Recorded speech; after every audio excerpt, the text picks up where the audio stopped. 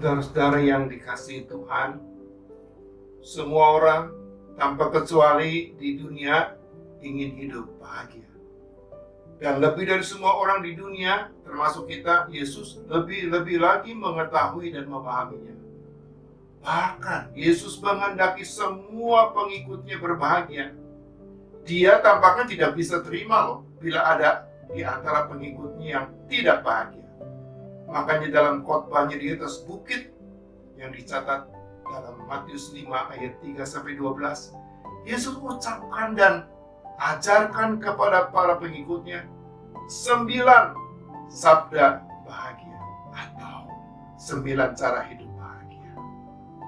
Bahagia dalam bahasa Yunaninya makarios. Artinya sama dengan sukacita dalam segala keadaan. Dalam keadaan baik atau buruk. Bahasa Inggrisnya joy. Bukan sukacita dalam keadaan baik-baik saja yang bisa hilang ketika keadaan berubah jadi buruk. Itu namanya happiness.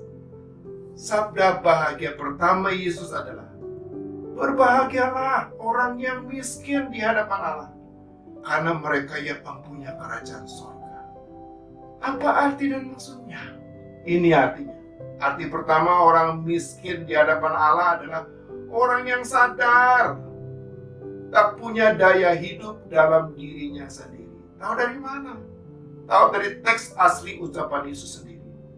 Dalam teks asli bahasa Yunani, perkataan Yesus yang diterjemahkan orang yang miskin di hadapan Allah sebenarnya ditulis orang yang miskin dalam roh. Makanya dalam Alkitab bahasa Inggris, perkataan Yesus ini diterjemahkan the poor in the spirit. Perkataan Yesus ini mengingatkan kita kepada penciptaan manusia.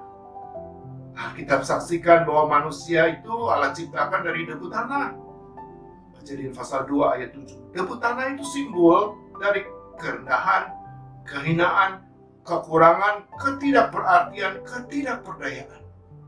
Ingat saja tanah dan debunya yang setiap hari diinjak-injak dan dikebas-kebas oleh orang pada umumnya. Karena apa artinya? Manusia yang dari debu tanah itu hanya berdaya hidup dan bisa hidup justru ketika Allah menghembuskan kepadanya roh atau nafas hidup. Dalam setiap kematian manusia, kita bisa saksikan kerendahan, kehinaan, kekurangan, ketidakberartian, dan ketakberdayaannya. Lewat cara apa saja, termasuk lewat COVID-19, bila Allah tarik kembali roh dan nafas hidup, manusia siapa saja tak memiliki daya hidup. Dia miskin roh, dia mati. Makanya orang yang menyadari hal ini selalu didorong dan dipanggil untuk hidup rendah hati dan tak pernah mau hidup tinggi hati. Arti kedua adalah orang yang miskin di hadapan Allah adalah orang yang hidupnya bergantung kepada Allah. Karena menyadari bahwa dirinya miskin, tidak punya daya hidup, maka orang percaya akan selalu mencari Allah, sumber daya dan kekuatan hidupnya. Orang percaya juga akan cari, temukan, dan lakukan kehendak Allah, supaya dapat pertanggungjawabkan, tidak salah gunakan, tidak sia-siakan roh dan nafas hidup yang Allah karuniakan kepadanya. Makanya, makanan dan kebahagiaan orang percaya itu seperti makanan dan kebahagiaan Yesus. Kata Yesus, makananku, orang makan bahagia dong ya. Ini sama dengan bahagiaku, ialah melakukan kehendak Allah yang mengutus aku. Contoh, orang Kristen yang selalu berusaha untuk melakukan kehendak Allah. Di tempat pekerjaannya, dia dikenal sebagai orang yang cakap, jujur, bisa dipercaya, tapi karena itu dia jadi ancaman bagi banyak rekan sekerjanya yang gak jujur dan suka korupsi. Akhirnya rekan-rekan sekerjanya memfitnah dirinya sehingga ia dikeluarkan dari tempat kerjanya. Dia mengaku setelah keluar dari tempat kerjanya, memang hidupnya secara material jadi lebih susah, tapi hatinya sendiri katanya selalu dipenuhi rasa senang dan bahagia. Mengapa?